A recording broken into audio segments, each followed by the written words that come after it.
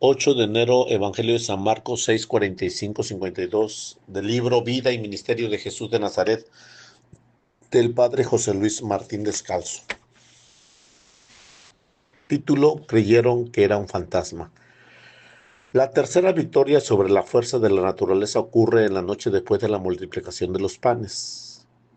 El milagro había entusiasmado a la multitud y quería reclamar rey a Jesús, pero él logró escapar.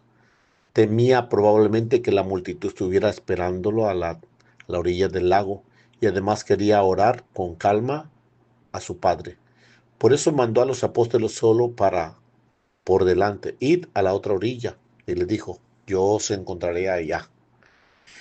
A los apóstoles debía sorprenderle esta decisión y se preguntaban en qué barca pensaba cruzar al lado del lago a la mañana siguiente. Pero estaban ya acostumbrados a tantas cosas sorprendentes de la conducta de Jesús que no se preguntaron. Se embarcaron al anochecer y se adelantaron al lago. Habían cruzado entre 20 o 30 estadios, entre 4 o 5 kilómetros, cuando vieron algo que se movía sobre las aguas. No era una embarcación, más bien parecía una persona que caminase en pie sobre las aguas. Creyeron ver una visión. Era sobre las 3 de la mañana, aún era de noche. Aguzaron sus ojos y vieron que sí, el bulto avanzaba sobre las aguas como caminando con un buen paso. Pasaba paralelo a ellos como si fuera a adelantarse. Cuando estuvo más cerca, percibieron que era efectivamente una persona. Andaban golpeaba, golpeaba el mar con los pies. Se abalanzaban sobre el mar, como dice Mateo, caminaba sobre las aguas, como puede un campesino hacerlo sobre los sembrados. Soplaba un viento fuerte y la soledad de la noche y del mar multiplicó sus miedos. Era sin duda un fantasma, pensaron, y comenzaron a gritar. Y entre el rugido del mar y el soplo del viento llegó la voz del caminante: soy yo, no tengan miedo. Era su voz. Lo reconocieron. Podían confundir todo menos aquella voz y aquellas palabras tantas veces oídas. Y Pedro obró entonces como quien era. Su miedo se convirtió en ímpetu, sus temores en decisión, y pidió una cosa absurda y maravillosa: si eres tú, mándame ir a ti sobre las aguas. No tenía ningún sentido su petición, pero de pronto había sentido la necesidad de unirse a su maestro, aunque solo fuese una locura. Ven, le dijo Jesús. Pero al andar en las aguas no era tan sencillo como para que bastase unos gramos de locura. Pedro comenzó a hundirse, se alejó del entusiasmo y regresó el temor, y todas sus locuras parecieron volar en sus cabezas ante la idea de morir. Gritó, y Jesús ahora le tiende la mano. ¿Por qué tiemblas, hombre de poca fe?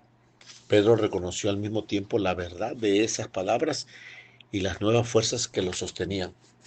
Cuando Pedro estuvo en la barca, nadie se atrevía a hablar, a pesar de tantos milagros como tanto habían visto. Estaban estupefactos en extremo, tanto más que no habían pensado bien en el suceso de los panes, sino que más bien su corazón estaba petrificado. Era así demasiado duro para ellos. Pocas horas antes habían visto cómo 5.000 personas se alimentaban con unos pocos panes. Esto les había desconcertado, pero no habían parado de pensar entre la alegría y el dedicarse a repartir la comida para todos. Apenas habían prestado atención al prodigio. Pero luego aquella misteriosa oída de Jesús, el dejarlos solos, la noche en la barca, el miedo de sus propias vidas, el fantasma que se acercaba hacia ellos y les hablaba, la locura de Pedro, el nuevo terror de ver ahogarse al compañero, la dura frase de Jesús.